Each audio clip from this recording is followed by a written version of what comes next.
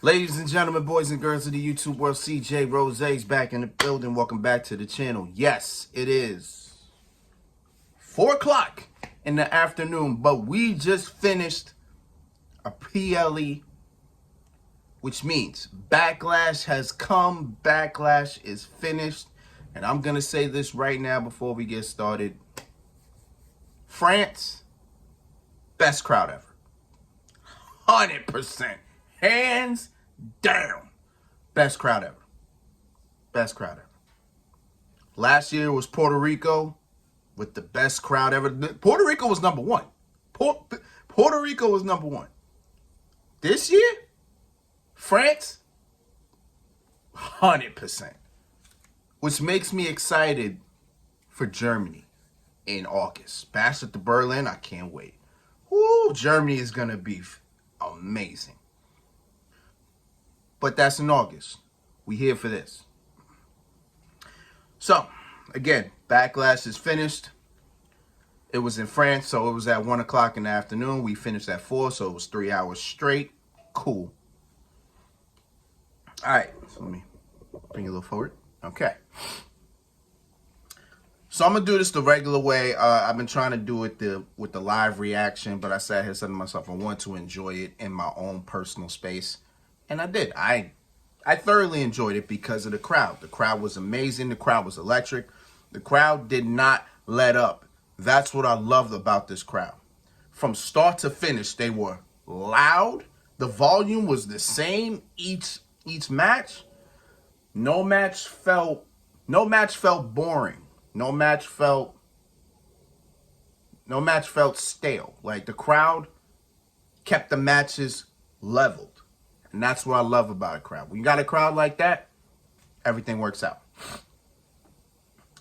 But yeah, so we opened the night with our tag team match between Kevin Owens and Randy Orton taking on Tama, Tonga and Sikoa of the Bloodline. Now, before we got the match started, Kevin Owens was out there. Kevin Owens came out, and he was just taking it all in. He was just feeling the energy. The crowd was going crazy. Kevin Owens just standing there, and then just absorbing everything.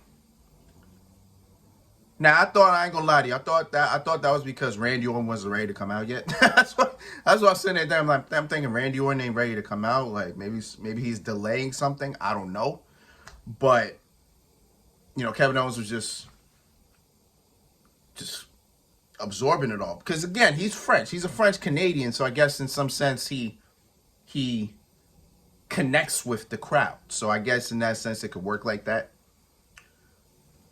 So boom, that was Kevin Owens. Randy Orton comes out, and for the first time ever, and it surprises me that this is the first time ever, a crowd was singing Randy Orton's theme lyrics.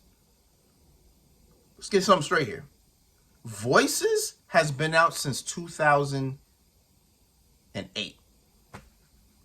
2008 was when that song debuted. And not one crowd ever sung that man's theme. It pissed me off. It pissed me off. It made me happy, but it pissed me off at the same time. I'm like, man, Voices is a very goated theme. I don't know. I don't get it. But hey, it is what it is. Then Solo and Tama come out with Paul Heyman, of course.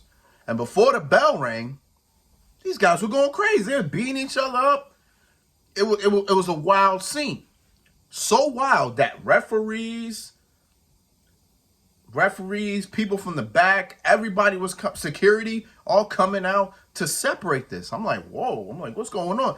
I'm sitting here thinking this match ain't going to happen. That's what I'm thinking. I'm thinking this match is about to get thrown out. Whatever the case is. So then here comes Nick Aldis. He comes out here. He's like, all right, y'all, this is what y'all want to do? All right, y'all don't care about rules? All right, this is what we going to do. He said a French word, and I was trying to remember it, but it never stuck in my head to remember it. But he said it, got a huge pop. Then he said, street fight, no rules. Why does that keep blinking? like what's going on? like what's going on? Like, so street fight, anything goes. And like for the next 3 minutes, they were out in the crowd fighting each other, getting licks in, all that. There was so much going on, I could barely keep up. I just know Kevin Owens and Randy Orton went under the ring. No, well, first Randy Orton hit his patented back suplexes on announce tables to both Tama and Solo. Then they went under the ring. They got a trash can. They got a trash can with the trash can lid, and the lid looks very thin. I don't know why that was a thing, but the trash can lid was very thin. So we saw trash can lid. So we saw trash cans. I think we saw candlesticks. Did we see candlesticks? I think we did. I know we saw tables. Because Kevin Owens splashed Tama Tonga through a table. And then Solo, Samoa dropped Randy Orton through a table.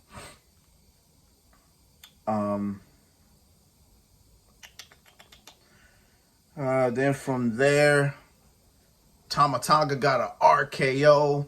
1-2 kick out, or Solo broke it up. And then Solo drags Randy Orton to the outside. Gets on the announce table. Solo let go for the Samoan spike. Instead, Randy Orton countered. Boom, RKO on the announce table. Yeah, RKO on the announce table. And then Tama Tonga and Kevin Owens were in the inside. Kevin Owens taking a chair. Boom, send it up. Boom, send it up. And boom, send it up. Boom, send it up. So there's 4 chairs set up. 2 on each side. Kevin Owens got Tama on top. Might go for a superplex or whatever the case is. Tama fighting out of it. Then Kevin Owens able to get position.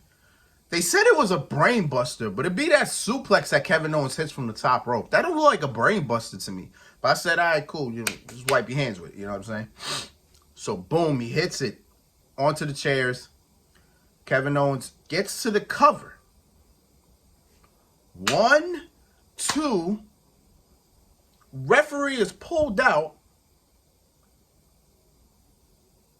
by none other than Tonga Lu, who is the brother of Tommy Tonga. Now, you know what's interesting about that? I was watching the pre-show because I was cooking before the show started, so I was in the kitchen. I was watching the pre-show. Big E mentioned Tonga Lu. He mentioned him. Like he said Tama Tonga was with his brother in New Japan with the Gorillas of Destiny. And then then I see Lou out here. I'm like, you want to talk about speaking something into existence? Boom. Right, just like that. Crazy. I was like, wow. So then Luke takes a pair of steel steps. Boom, hits Randy Orton. Randy Orton's out of it. So then Solo's back in the ring. Boom, Samoan spike. 1, 2, 3. Solo and Tommy Tonga get the W. Good. Because they needed to win. They needed that win, and they got it. Perfect. Cool. Perfect. But now this is interesting.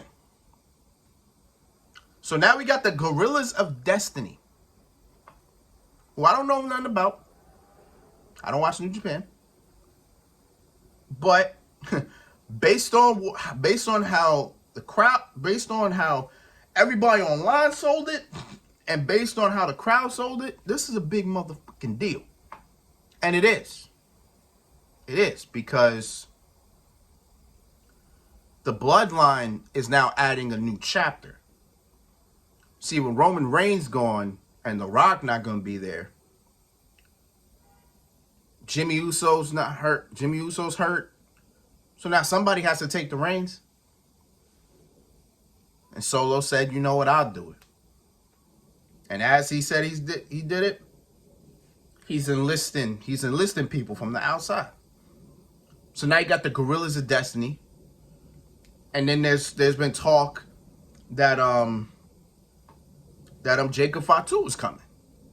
So right then and there, we like, it's about to get real serious. So imagine when The Rock comes back. Imagine when Roman Reigns comes back. Imagine when Jimmy Uso comes back. Yo, it's gonna get crazy. Just when I thought this Bloodline story was like done, they find another layer to add to it, which makes this Bloodline story much better than I ever thought. So it's just crazy, and I'm all for it. I'm all for this. I can't wait. I'm here for it, man. And this was just match number 1. Still got 4 others to go. Let's hop on to it.